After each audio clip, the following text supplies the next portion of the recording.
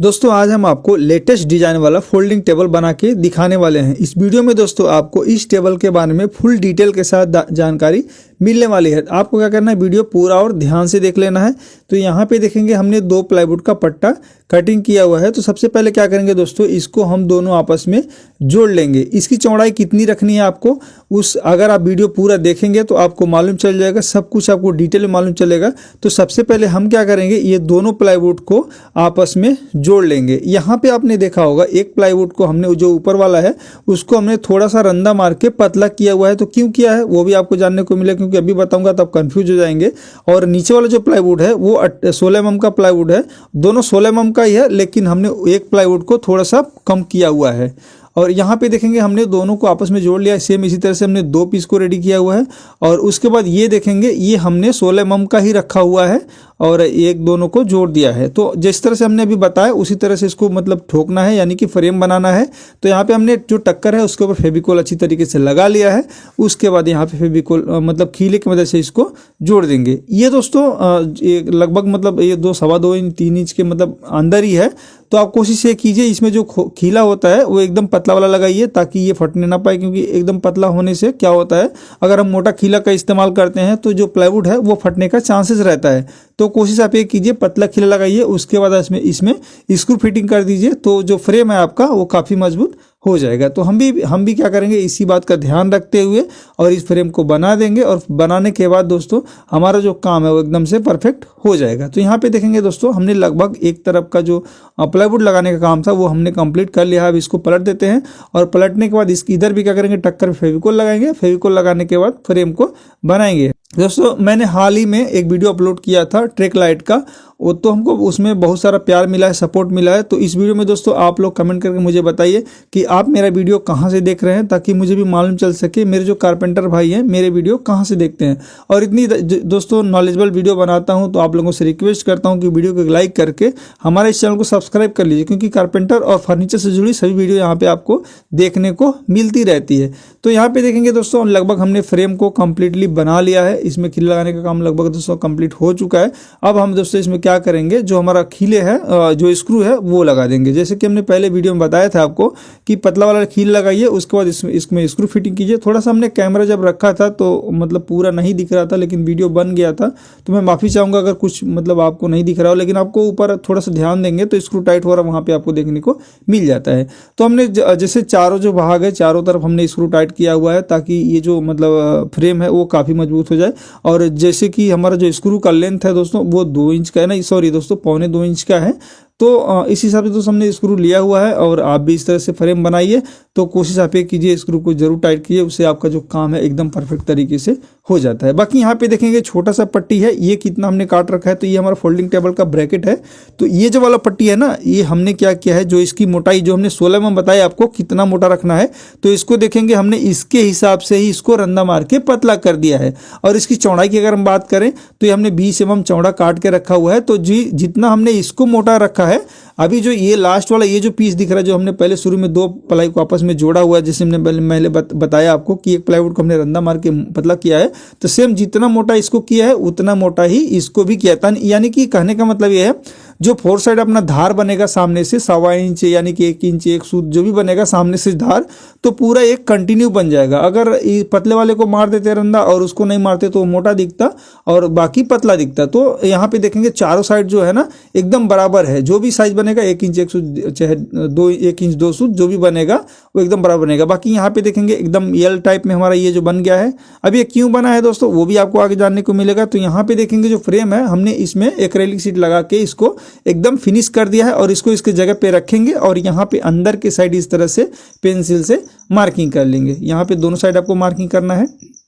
जो अपने खांचा टाइप बनाया है बस उसी में आपको रखना है इस तरह से और मार्किंग करना। कोशिश आप ये कीजिए साइड में वो लंबा भी लगा के इसको सेट कर सकते हैं। और अगर मैं पीछे करके दिखाऊं तो ये जो मार्किंग है, अब जो दोनों मार्किंग देख रहे हैं जो अभी हमने किया है, तो ये जो खांचा वाला है यहाँ पे अंदर की तरफ से यहाँ से हमने मार्किंग किया है। मैं इसके लिए दिखा रहा हूँ ताकि आप कन्फ्यूज ना होइए। तो यहाँ पे आपने मार्किंग का जो देखा था मैंने किस तरह से बता दिया उसको भी। अब ये हमारा फोल्डिंग ब्रैकेट है दोस्तों, इको कंपनी का है, ये फोल्डिंग टेबल यूनिट ब्रैकेट है। बाकी यहाँ पे इसका प्राइस भी आपको देखने को मिल जाता है, जो भी कंपनी सब कुछ मैं आपको यहाँ पे दिखा दे रहा हूँ। और मैं इसको जो पॉलीथिन है इससे बाहर निकाल देता हूँ और उसके बाद दिखाता हूँ आपको इसके अंदर मिलता क्या है। तो इसमें ज़्यादा कुछ नहीं मिलता है, बस दो ब्रैकेट मिलता है और ये ब्रैकेट कुछ इस तरह से काम करता है, जैसे कि दोनों जो ब्रैकेट है सेम पोजीशन पे काम करता है, बस एक लेफ्ट साइड रहता है और एक राइट साइड की तरफ लगता है।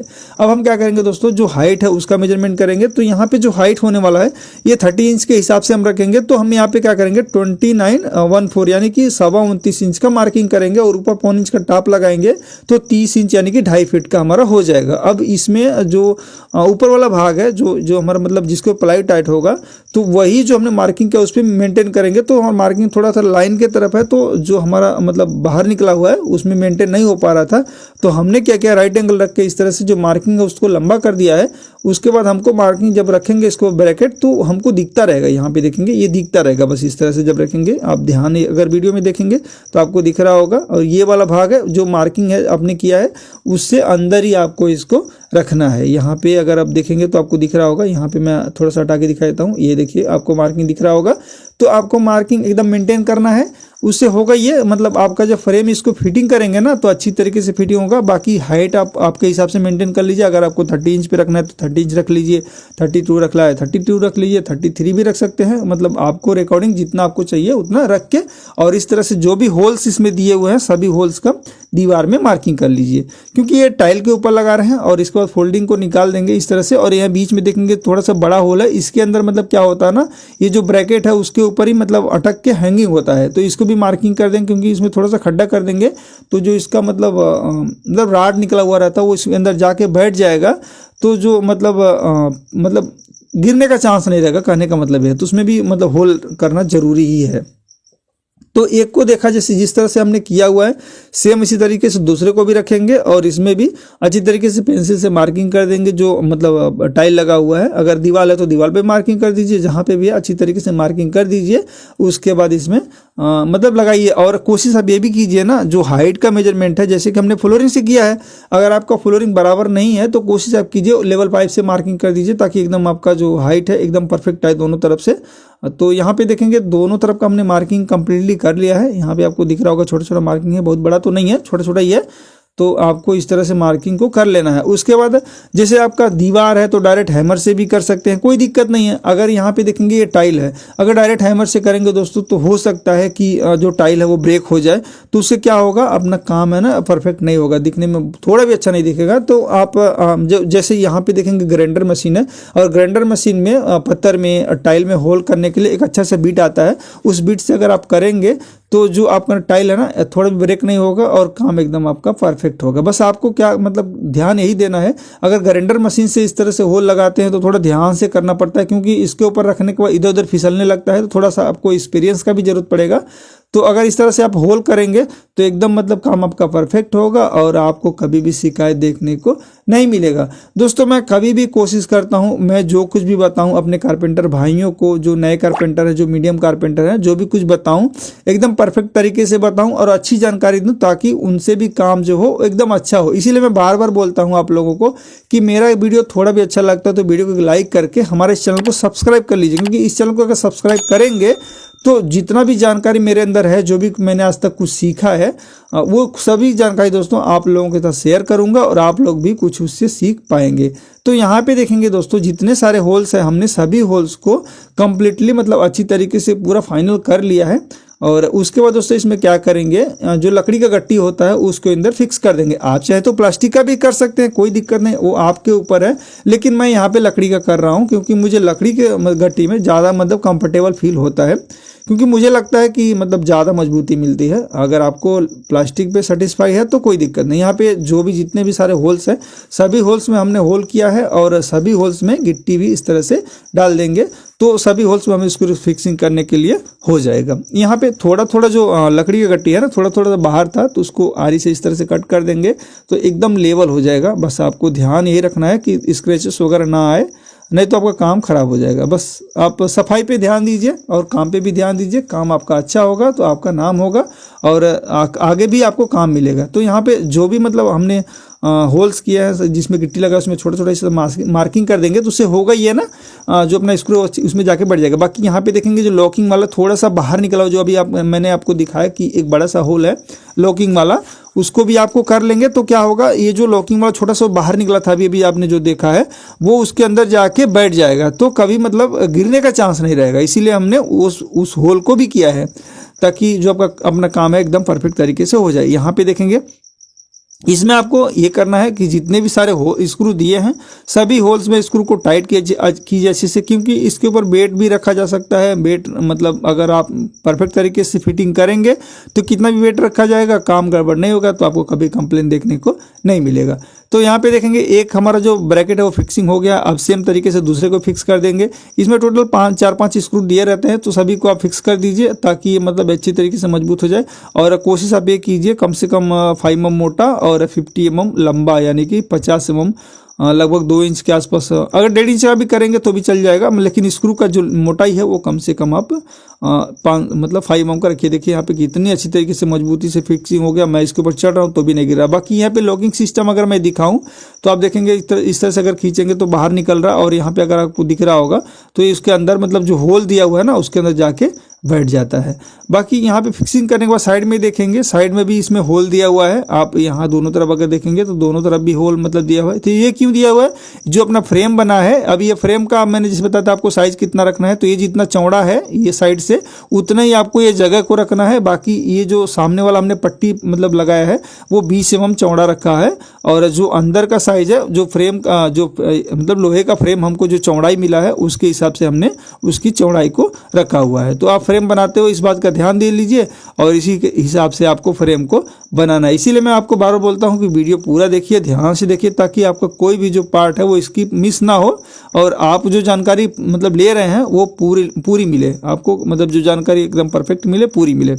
तो यहाँ पे इस तरह से फ्रेम को रखेंगे और अंदर की तरफ से इसमें स्क्रू लगा देंगे तो ये फ्रेम हमारा इसके अंदर फिट हो जाएगा।